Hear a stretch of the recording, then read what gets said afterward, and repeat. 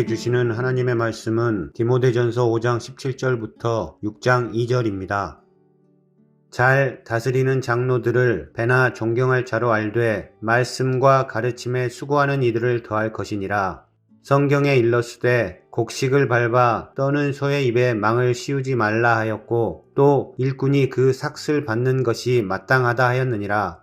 장로에 대한 송사는 두세 증인이 없으면 받지 말 것이요 범죄한 자들을 모든 사람 앞에 꾸짖어 나머지 사람으로 두려워하게 하라. 하나님과 그리스도 예수와 택하심을 받은 천사들 앞에서 내가 엄히 명하노니 너는 편견이 없이 이것들을 지켜 아무 일도 편벽되이 하지 말며 아무에게나 경솔히 안수하지 말고 다른 사람의 죄에 간섭지 말고 내 자신을 지켜 정결케 하라. 이제부터는 물만 마시지 말고 내 비위와 자주 나는 병을 인하여 포도주를 조금씩 쓰라. 어떤 사람들의 죄는 밝히 드러나 먼저 심판에 나아가고 어떤 사람들의 죄는 그 뒤를 좇나니 이와 같이 선행도 밝히 드러나고 그렇지 아니한 것도 숨길 수 없느니라.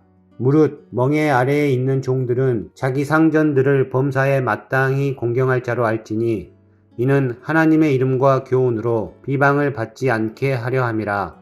믿는 상전이 있는 자들은 그 상전을 형제라고 가볍게 여기지 말고 더 잘 섬기게 하라. 이는 유익을 받는 자들이 믿는 자요 사랑을 받는 자임이라. 너는 이것들을 가르치고 권하라. 아멘. 사랑하는 서문가족 여러분, 오늘도 주님과 동행하는 복된 날 되시기를 바랍니다.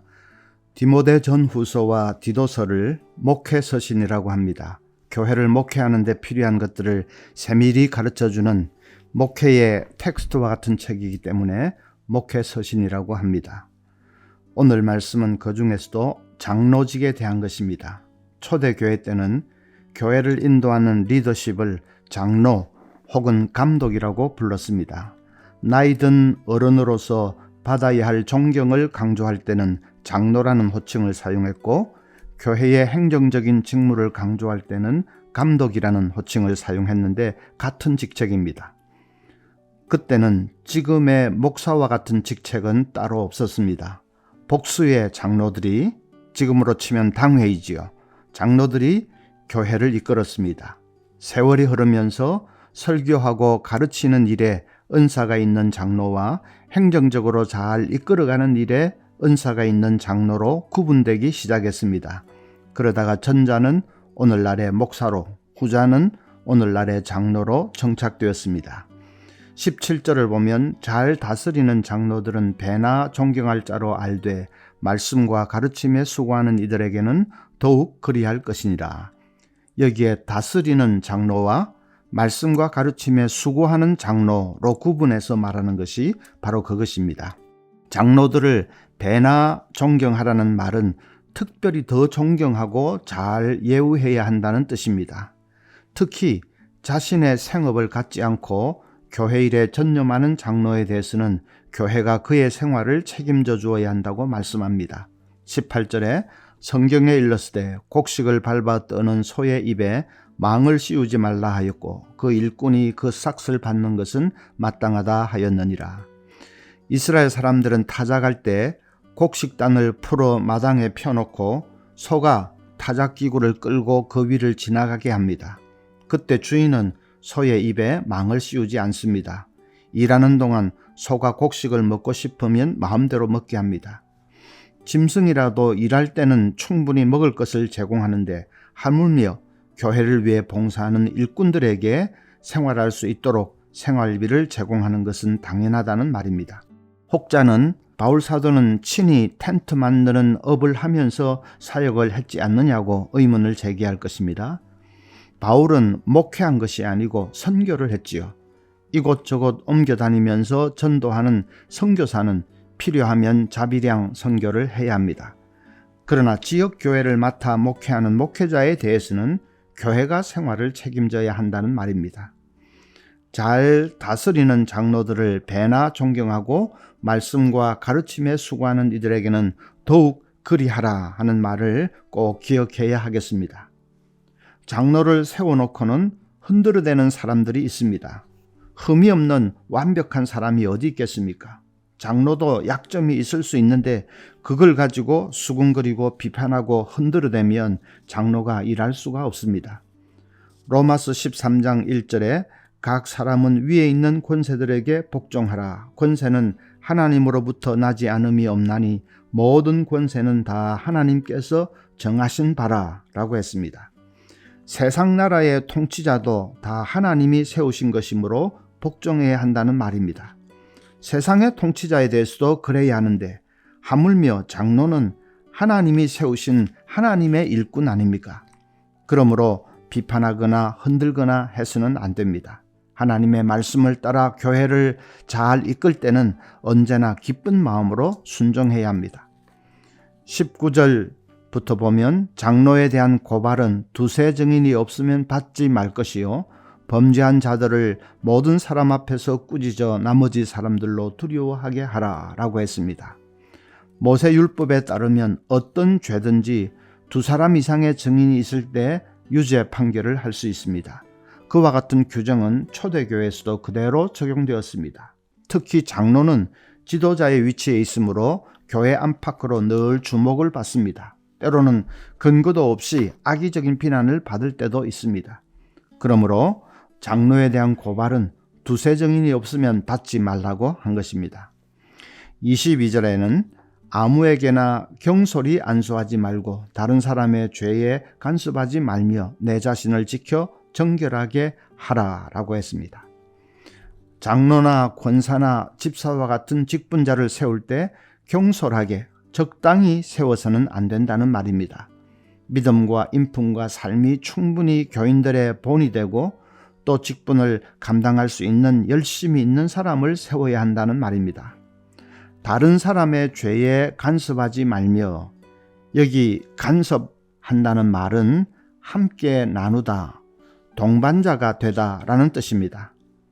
어떤 사람을 안수하여 직분자로 세우는 것은 그 사람을 보증하는 것이 되므로 그 사람이 죄를 지을 때 공동의 책임을 면할 수 없다는 말입니다.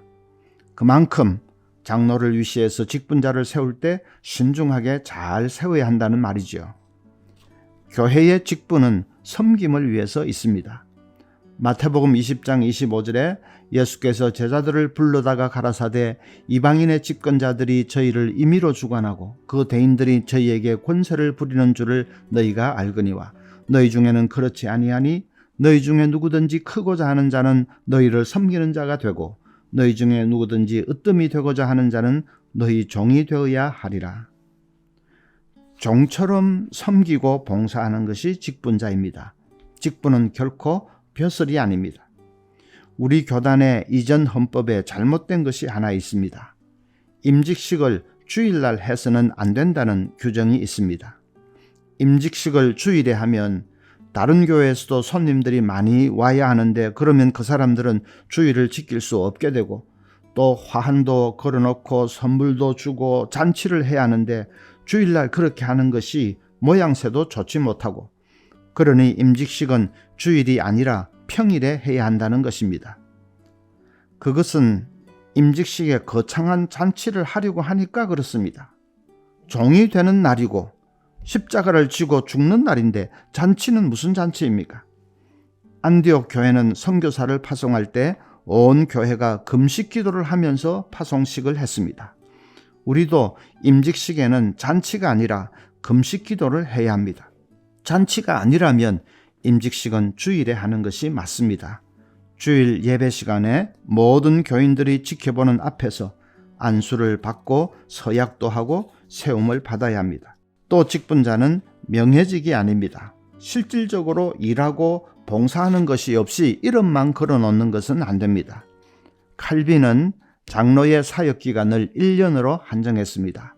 화란 개혁교회는 장로는 3, 4년을 일한 후에 1년을 쉬고 그 후에 다시 선출되면 일하게 합니다. 우리같이 한 번 장로가 되면 영원히 장로인 것은 한국 교회에만 있는 관습입니다. 칼빈이나 개혁교회가 장로직의 기간을 짧게 정해놓은 것은 일이 너무 많기 때문입니다. 목사와는 달리 장로는 세상 직업에도 충실해야 하고 그리고 교회 일을 하려고 하니까 일이 너무 많습니다. 진짜 코피가 나고 감당을 못합니다. 그래서 몇 년 한 후에는 반드시 안식년을 가져서 쉬게 하고 재충전을 하게 하는 것입니다. 장로뿐만이 아니라 모든 직분자가 다 마찬가지입니다. 명예직이 아니고 실제로 일하고 봉사하기 위해 일꾼을 세우는 것입니다. 일하지 않으려면 직분을 내려놓는 것이 맞지요. 그래서 직분자를 세울 때는 일할 수 있는 사람, 섬기고 봉사할 수 있는 사람을 잘 분별해서 세워야 합니다. 세상적인 기준으로 세우면 안 됩니다.